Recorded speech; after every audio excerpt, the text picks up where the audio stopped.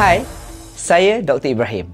Saya percaya bahawa mahkota atau jambatan atau crown dan bridges telah dipasang pada implan gigi anda. Memelihara kebersihan di sekitar implan gigi anda adalah faktor yang penting untuk menentukan kadar ketahanan implan anda. Keadaan yang tidak bersih boleh menyebabkan jangkitan dan kegagalan implan dengan lebih awal. Sebagai sebahagian daripada rutin harian anda, berus dengan lembut di sekitar tepi mahkota atau crown implan anda dengan menggunakan berus gigi yang lembut. Anda juga boleh menggunakan flosser air untuk membersihkan di sekitar tepi gusi implan. Keadaan yang kurang bersih boleh menyebabkan radang gusi dan resorpsi tulang di sekitar implan anda. Elakkan dari menggunakan alat-alat yang keras seperti pencungkil gigi dan berus gigi yang berbulu keras kerana ia boleh merosakkan gusi di sekitar implan tersebut. Dalam janji temu pembersihan 6 bulan anda, kami akan melakukan pemeriksaan menyeluruh ke atas keadaan implan gigi anda. Itu saja daripada saya. Semoga anda dapat mengunyah semula makanan kegemaran anda.